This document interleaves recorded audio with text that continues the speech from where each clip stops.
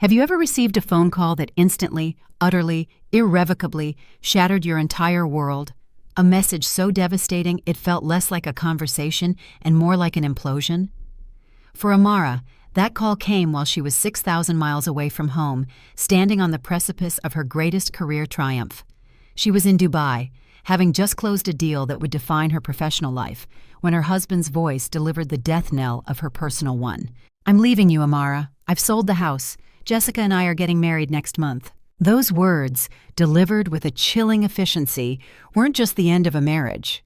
They were the demolition of 8 years of shared dreams, a carefully constructed future, and a foundation of trust that Amara believed was unbreakable.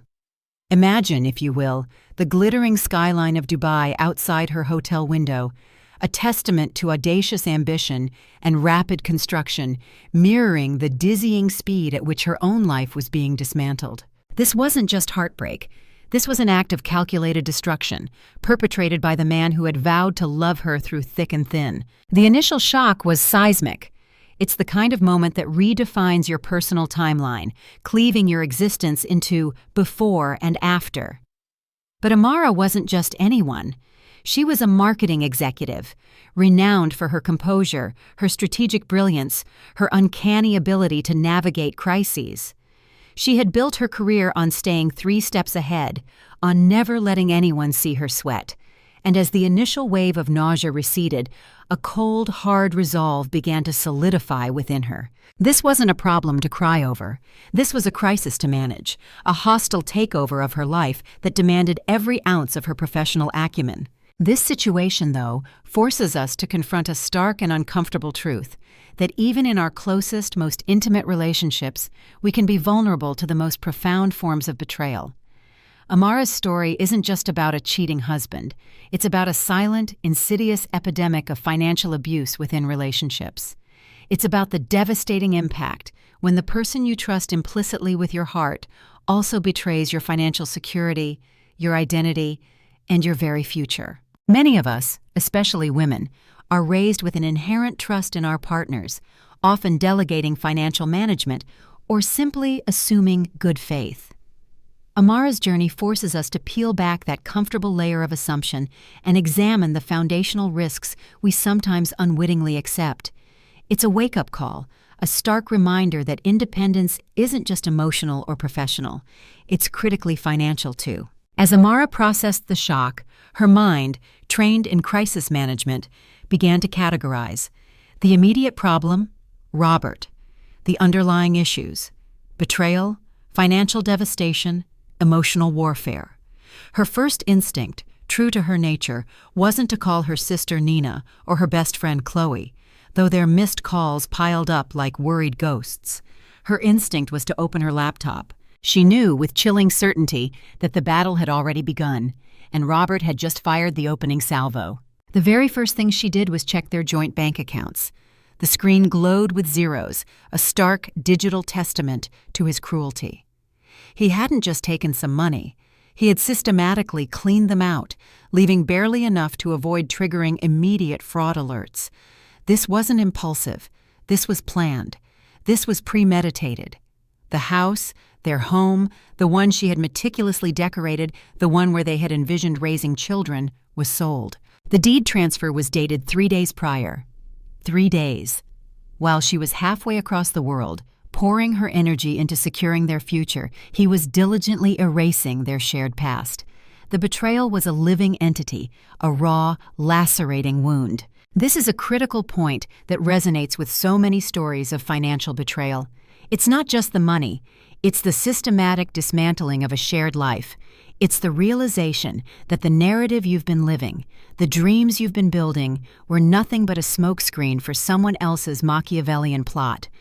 The emotional cost of discovering such long-term, calculated deceit is often far greater than the monetary loss. It shakes the very foundation of your self-perception, making you question your judgment, your intuition, and ultimately, your worth. Her sister, Nina, always had an uncanny ability to sense when Amara was in distress, even across continents. The buzzing of her phone with Nina's insistent calls was a painful reminder that her perfect facade was crumbling. How do you tell someone that your entire life just imploded, that the man you trusted implicitly was orchestrating your downfall while you were working tirelessly to build a future together. It's a confession that carries immense shame and humiliation, an invisible burden that many victims of financial abuse carry in silence. They worry about being judged, about being seen as foolish or naive, when in reality, they were simply trusting. Trust, after all, is the bedrock of any relationship, and it's precisely that trust that financial abusers weaponize. Amara began making lists. It was her coping mechanism, her battle plan. Break the impossible into manageable pieces, understand the scope, protect herself legally and financially, rebuild. The irony wasn't lost on her. She was in Dubai, a city that had literally risen from the desert through sheer determination and strategic planning. If they could build a metropolis from nothing, she could rebuild her life from the ashes of her marriage. This metaphor of rebuilding, often applied to cities or businesses, becomes intensely personal here. It speaks to the incredible human capacity for resilience, for not just surviving, but for transforming adversity into an opportunity for growth. The 14-hour flight back to Chicago was not a period of mourning, but a war room in the sky. Amara leveraged her corporate credit card for an upgrade, turning her seat into an operations center. Calls to lawyers, emails to financial advisors. By the time she landed, she had a legal team assembled and a provisional battle plan. This is where her professional training truly became her personal salvation. She didn't crumble. She strategized. She didn't despair. She mobilized. And the first person she saw at O'Hare was Nina, her sister, whose controlled fury was a testament to their bond. "I'm going to kill him," Nina stated simply. Amara's reply, steady despite the tremor inside, was just as direct. "Get in line, but first, help me figure out how to destroy him legally." This exchange highlights the critical role of a strong support system. Nina wasn't just offering emotional comfort. She was offering solidarity in the face of injustice. For many victims of financial abuse, isolation is another weapon their abuser wields. They might be subtly dissuaded from discussing finances with family or made to feel foolish for not understanding their money. Having someone, like Nina or Chloe, who unconditionally stands by you and empowers you to fight is invaluable. It transforms a solitary struggle into a shared quest for justice. In Nina's apartment, with legal documents and bank statements spread across the dining table, Amara laid out the cold, hard facts. Robert had emptied their joint accounts, a staggering $180,000, 3 days prior to the call. Not illegal, as both names were on the accounts, but a clear act of malice. Then came the house, sold for exactly what they owed on the mortgage, leaving no equity despite significant improvements. This was a glaring red flag, pointing either to an undervalued sale or a hidden second mortgage. "Can he do that?" Nina asked, incredulous. "If he forged my signature," Amara trailed off, the pieces clicking into place with a sickening finality. This wasn't just betrayal, it was criminal. Just as this realization dawned, a text arrived from an unknown number. "Stop calling Robert. He's moved on. So should you. Jessica." The audacity was breathtaking. Amara showed it to Nina, who immediately wanted to unleash a social media storm. But Amara, ever the strategist, had a different plan. "Don't. Let me handle this my way." She didn't want a public spectacle. She wanted surgical precision. A quick search revealed Jessica Morrison, 29, a real estate agent. And there, in her profile pictures, was the necklace Amara had given Robert for their anniversary. The casual cruelty of it was almost too much. This moment underscores the infuriating reality of gaslighting and psychological warfare in these situations. Jessica's text wasn't just a warning. It was an attempt to silence, to shame, to further isolate Amara. It's a common tactic used by perpetrators and their accomplices. Make the victim feel crazy, make them question their own right to seek answers or justice. But Amara, with her strategic mind, saw through it. She understood that rage, while valid, was a distraction.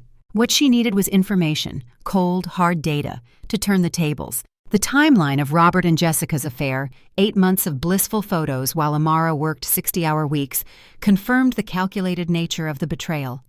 Then Nina spotted it. A post from Jessica. a photo in front of their house with a sold sign. Another successful sale. Sometimes the best deals come from people who need to move fast. The chilling implication hit Amara like a physical blow. Jessica, the real estate agent, had sold their house. She had facilitated the scheme, likely convinced Robert to sell it under market value to skim profits and commissions. Robert hadn't just cheated. He had orchestrated an elaborate financial heist with his mistress as his accomplice. Patricia Chin, Amara's lawyer, confirmed her worst fears. This is more complicated than a simple divorce. If what you're telling me is true, we're looking at potential fraud, forgery, and financial abuse. The legal battle was just beginning, and Amara knew with a grim resolve that she was in for a fight. Robert thought she'd be heartbroken, that she'd disappear quietly. He was wrong. "He assumed I'd be too heartbroken to fight back," Amara said, a chilling smile touching her lips. "Instead, he's about to learn that I didn't build my career by backing down from bullies, and I've never lost a negotiation I really cared about winning." This pivotal shift from passive victim to active combatant is crucial. It's a moment of profound empowerment, born not from anger alone, but from a deeply rooted sense of justice and self-preservation. It teaches us that even when our world is shattered, we possess an intrinsic power to reclaim our narrative, to fight for what is rightfully ours, and to redefine our future on our own terms. The next morning, standing before what used to be her home, Amara learned the full extent of Robert's depravity. The new owners, a kind woman named Sarah, confirmed that Robert had told them Amara was okay with the sale, claiming she needed to sell quickly for a divorce. And then the killer blow. Your signature was on the deed transfer. Forgery. A felony. Robert hadn't just betrayed her. He had criminally implicated her. This is a harrowing example of how financial abuse often morphs into identity theft. When a partner has access to your personal information, your social security number, your financial records, even your signature, they can exploit that trust to commit serious crimes. This isn't just a relationship breakdown, it's a criminal act that can leave victims not only emotionally devastated, but also financially ruined and legally entangled. The impact on Amara's credit, her financial reputation, and her sense of safety would be immense. Robert, ever the manipulator, then texted, asking to meet at a cafe to talk. Amara, now several steps ahead, agreed, but not alone. Patricia, her lawyer, was by her side, a digital recorder discreetly placed in her purse. Robert arrived, exuding his usual confident charm, but his smile faltered at the sight of Patricia. He presented a settlement offer. $25,000 in exchange for Amara signing away all claims and agreeing to no legal action. "It's generous considering you contributed nothing to our financial success," he sneered. The sheer audacity of this statement, dismissing Amara's years of hard work and equal contribution to their household, is a classic tactic of financial abusers. They denigrate their partner's efforts, inflate their own importance, and use money as a tool of control and psychological subjugation. It's an attempt to belittle, to disempower, to make the victim feel worthless and dependent. But Amara, armed with facts and a lawyer, was no longer vulnerable to his psychological games. Patricia quickly countered, mentioning the forged signature. Robert's confidence flickered, but he stubbornly maintained Amara had signed the documents. Patricia meticulously dismantled his lies. Amara's travel records showed no time for such a signing, no record of a notary visit. Amara watched his face, seeing the moment his carefully constructed facade began to crack. "You're making a mistake, Amara," he threatened. "I can make it very difficult for you. I have resources. I have connections." "You're a woman scorned." This is the abuser's last-ditch effort. Intimidation. When their lies are exposed, they resort to threats, attempts to discredit, and leveraging their perceived power. They rely on the victim's fear, hoping it will force them into submission. But Amara had seen enough. "I think," she said quietly, "that you've underestimated me." This moment of quiet defiance is the turning point for many survivors. It's the realization that the abuser's power is often an illusion, maintained by the victim's silence and fear. When that fear dissipates, the abuser's control begins to crumble. It's a powerful lesson in reclaiming agency. Patricia's private investigator, Marcus Thompson, a soft-spoken man who looked more like an accountant than a detective, soon brought to light the full, horrifying scope of Robert's deceit. The affair with Jessica was just the tip of a much larger criminal iceberg. Jessica wasn't just Robert's girlfriend. She was his business partner in a shell company, Morrison Williams Holdings, named after both of them. They had been buying and flipping properties, not just their house, using money siphoned from Amara's joint accounts, inflating improvement costs, skimming profits, and hiding them in offshore accounts to evade taxes. But the most shocking revelation? Jessica Morrison was married for 3 years. Her husband, David Morrison, was completely unaware of her affair or her fraudulent activities. Jessica was systematically deceiving not just Amara, but her own husband and Robert. "So she's been lying to Robert too," Amara observed, a chilling new layer of understanding settling in. This deepens the narrative significantly. It transforms a simple story of infidelity and greed into a complex web of multi-layered deceit, highlighting the intricate strategies employed by perpetrators of financial fraud. It also exposes the often misunderstood nature of such schemes, where multiple individuals, each with their own deceptions, might be playing interconnected roles. Amara's initial shock quickly gives way to a clearer, more strategic understanding of the landscape she's navigating. It's not just personal revenge, it's uncovering a criminal enterprise. This discovery is a profoundly disorienting experience. It's one thing to realize your spouse has betrayed your trust. It's another to realize they are part of a larger criminal network and that their affair partner is also a seasoned deceiver. This kind of revelation can shatter not just personal beliefs, but one's entire worldview, raising questions about the very nature of honesty and human relationships. It's the kind of information that forces a victim to reevaluate every past interaction, every shared moment, through a new, darker lens. It is the cold, analytical reality of complex fraud. The FBI, completely independent of Amara's efforts, was already investigating Morrison Williams Holdings. Their tax returns had raised red flags. Jessica was arrested first, charged with tax evasion, fraud, and conspiracy. Her real estate license was suspended. Then came Robert's call. Desperate, panicked. "Amara, we need to talk. This is serious. I need your help." Amara's bitter laugh was a release. "My help? After what you've done to me, you want my help?" She hung up. Robert was about to learn that his perfect plan wasn't so perfect after all. This independent FBI investigation provides an external validation of Amara's claims, which is often crucial for victims of financial abuse. They often struggle to convince others, and even themselves, of the scale and calculated nature of the abuse. The involvement of law enforcement shifts the narrative from a he said, she said marital dispute to a criminal matter, lending credibility and official weight to the victim's experience. It's a powerful moment of turning the tables, as the abuser, once in control, finds himself caught in a net of his own making. Amara's decision to refuse Robert's pleas for help, even when he faced dire consequences, marks her definitive break from the cycle of manipulation.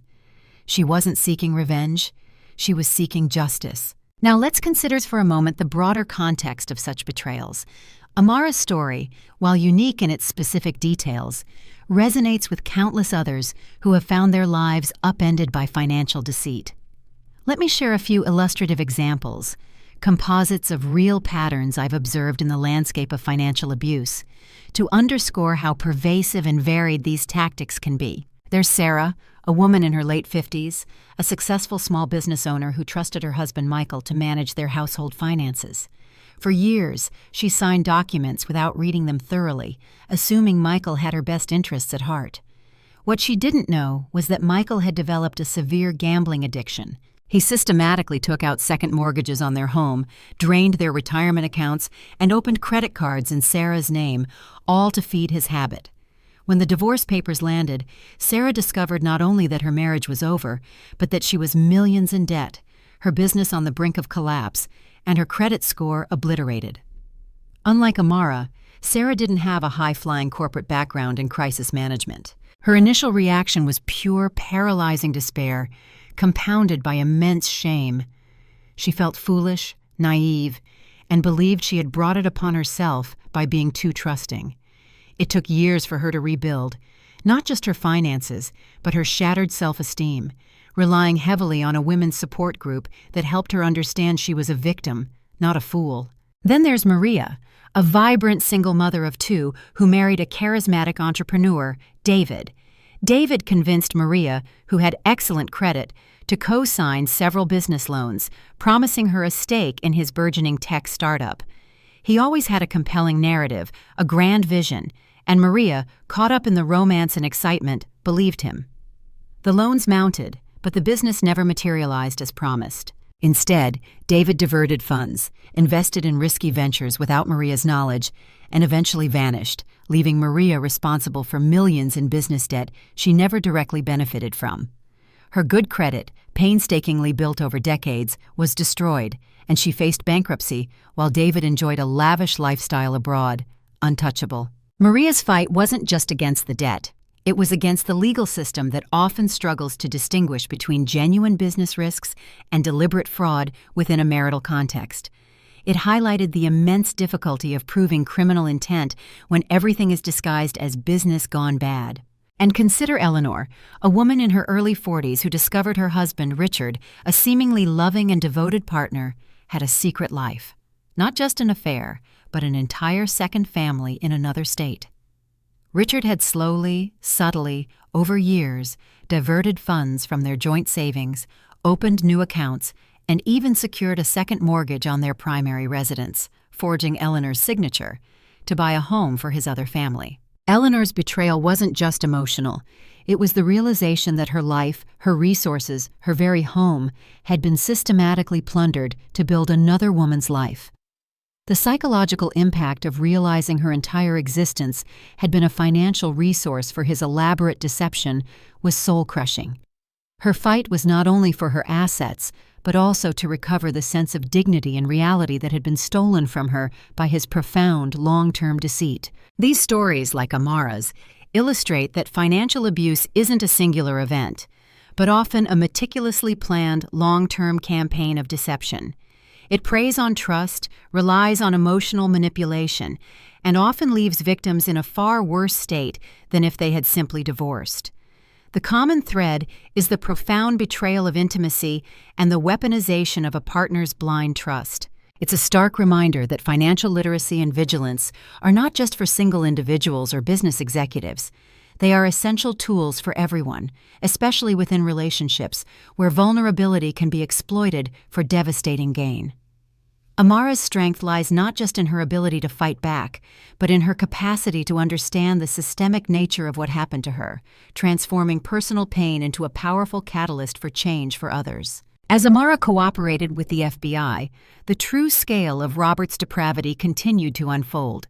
He hadn't just stolen her money, he had stolen her identity. He had opened lines of credit, taken out personal loans, even applied for mortgages in her name, leaving her responsible for millions in debt. And chillingly, he had been planning to flee the country, leaving her to face the wreckage while he lived comfortably in a country with no extradition treaty. The casual cruelty, the systematic destruction, the complete disregard for her future, it was truly staggering.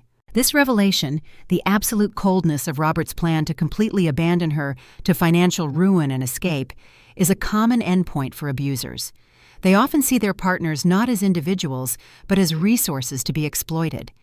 When the resource is depleted or becomes a liability, they seek to discard it, often with devastating consequences for the victim. Amara's realization that this was never about love, or even about another woman, but about money and control, was a crucial turning point in her healing process. It shifted her perspective from self-blame, "What did I do wrong?" to a clear understanding of Robert's criminal intent. Robert was arrested, charged with fraud, tax evasion, and conspiracy, held without bail due to flight risk. Amara felt no triumph, only an unsettling emptiness. 8 years of marriage, culminating in this. Yet, as she drove away from the courthouse, she recognized the emptiness for what it was: freedom. The game was over, and she had won. But Robert wasn't done. Even from prison, he tried to appeal his sentence, claiming Jessica had coerced him into the fraud scheme. He was still playing the victim, still manipulating, still trying to avoid responsibility.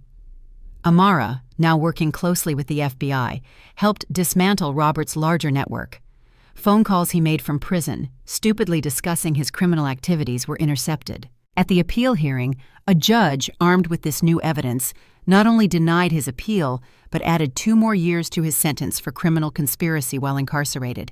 Instead of getting out early, Robert was facing a total of 9 years. The courtroom whispers, the stunned silence of his lawyer, Robert's face turning white. It was a dramatic end to his charade. This outcome is a powerful testament to the persistence of justice and to Amara's unwavering resolve. It underscores that even when perpetrators believe they've covered their tracks or that their manipulation will succeed, the truth often has a way of emerging. The appeal hearing served as a definitive moment of accountability, not just for Robert's initial crimes, but for his continued defiance and lack of remorse. It transformed Amara's victory from personal survival to a systemic dismantling of criminal behavior, a far more impactful outcome. 6 months later, Amara had left her marketing job. Her focus had shifted entirely. She founded a nonprofit organization dedicated to helping women recognize and prevent domestic financial abuse. She became an unofficial consultant for the FBI's Financial Crimes Division, her unique insight into the psychology of such perpetrators proving invaluable. She stood in conference rooms, looking at walls covered with photographs and flowcharts of fraudulent schemes, identifying patterns and empowering agents with the knowledge they needed to catch other men like Robert. The sweetest victory wasn't Robert's downfall. It was Amara's transformation. It was her refusal to let his betrayal define her, and instead to use her pain as a catalyst for purpose. She was no longer a victim. She was an advocate, a strategist, a force for good. Her relationship with Marcus Thompson, the private investigator who helped build her case, blossomed into a partnership based on mutual respect, trust, and shared values. He proposed, not asking her to forget her past, but to build a future with him as equals. And Amara, stronger, wiser, and more independent than ever, said yes. This part of Amara's story offers a profound lesson on post-traumatic growth. It illustrates how immense adversity, when met with resilience and a commitment to action, can lead to a deeper understanding of oneself and a newfound purpose. Her transition from a high-powered marketing executive to a nonprofit leader fighting financial abuse is not just a career change. It's a profound reorientation of her life towards meaningful impact. It's a powerful message that personal suffering can be transmuted into collective strength, and that true healing often comes from empowering others to navigate similar storms. The emphasis on her relationship with Marcus being built on equality and respect provides a stark contrast to her previous marriage, highlighting the redefinition of healthy partnership. One day, Jessica Morrison, released early from prison for her cooperation, reached out to Amara. "I have information about Robert that you need to know. Robert wasn't working alone. There are others, and they're still active." Against her initial judgment, Amara met Jessica. Jessica, humbled and remorseful, revealed the existence of a larger network of men, specializing in financial fraud against their wives. She handed Amara a notebook filled with names, dates, and dollar amounts, at least 20 different cases across the Midwest. Jessica, who once gloated about Amara being the perfect mark, was now an unexpected ally. This crucial twist underscores the complexity of human motivation and the potential for redemption, however unexpected. Jessica, once a co-conspirator, now holds vital keys to unlocking a broader criminal enterprise. Amara's decision to meet her, despite the immense personal history, showcases her strategic mind and her dedication to the greater good. It's no longer just about her, but about stopping a systemic problem. It challenges the conventional narrative of hero and villain, introducing a nuanced gray area where even those who wronged you can, under certain circumstances, become instrumental in achieving a larger justice. This collaboration amplifies Amara's impact, moving her from a single victim to a leader in the fight against a widespread issue. The appeals court hearing for Robert's sentence, where he tried to blame Jessica, was another significant moment. Thanks to Jessica's information and the FBI's continued monitoring, Robert's prison phone calls were revealed, showing him actively recruiting other inmates into his fraud network. The judge not only denied his appeal, but added 2 more years to his sentence for criminal conspiracy while incarcerated. It was a definitive end to his manipulations. 2 years later, Amara stood as an expert witness in another courtroom, testifying against one of Robert's former associates. She now helped women like Mrs. Patterson, lost and ashamed after their own betrayals, rebuild their lives. Her nonprofit thrived, her partnership with Marcus was strong, and her purpose was clear. Robert was still in prison, a pariah even among inmates. Jessica was in witness protection, hopefully building an honest life. Amara's ultimate victory wasn't about destroying Robert, though his consequences were well-deserved. Her victory was in becoming someone who could never be destroyed by someone like him again. It was in taking her darkest experience and transforming it into a beacon of hope and strength for others. It was in building a life so rich, so meaningful, so fiercely independent that Robert's shadow could no longer touch it. This story, Amara's story, offers several profound takeaways for all of us. First, the paramount importance of financial literacy and vigilance. Many of us, particularly women, are taught to defer financial decisions to male partners or simply to trust blindly. Amara's journey is a stark reminder that personal relationships should never come at the cost of personal financial understanding. Know where your money is, understand your assets, liabilities, and accounts. Regularly review bank statements, credit reports, and legal documents. Trust, yes, but verify. This isn't about suspicion, it's about empowerment and protection. Second, recognize the red flags of financial abuse. It often starts subtly: criticism of your spending, controlling access to money, discouraging you from working, opening accounts without your knowledge, or pressuring you to sign documents without reading them. These aren't just personality quirks. They are tactics designed to isolate and control. If something feels off, it probably is. Your intuition is a powerful warning system. Third, build a strong, independent support system. Amara's sisters and friends were crucial to her recovery and fight for justice. Isolation is a key tool of abusers. Foster relationships with people who empower you, who listen without judgment, and who will stand by you when your world crumbles. And don't be afraid to seek professional help, legal, financial, and psychological, when you need it. These are resources, not signs of weakness. Finally, and perhaps most importantly, understand the power of your own resilience and transformation. Amara didn't just survive, she thrived. She didn't let Robert's betrayal define her or diminish her worth. Instead, she used her experience to forge a new path, one dedicated to helping others, and found a deeper sense of purpose and a more authentic love. The greatest revenge isn't getting even. It's moving on and building a life so fulfilling that the abuser's actions become irrelevant to your present happiness. Amara thought Robert was destroying her, but he actually freed her to become who she was meant to be. This is the ultimate lesson, that even from the deepest valleys of betrayal, we have the power to climb to new peaks, redefine our strength, and rewrite our own triumphant stories. Your worth comes from within. Your security from your own intelligence and resolve, and love is something to be shared between equals, never to be conquered or controlled. So, take a moment to reflect on Amara's journey. Are you aware of your own financial landscape? Do you have a support system that truly empowers you? And are you ready, if ever faced with such a profound challenge, to harness your own inner strength and fight for the life you truly deserve? Because as Amara's story shows us, the game might be over, but your real work, the work of building a life of integrity, purpose, and genuine freedom, is just beginning.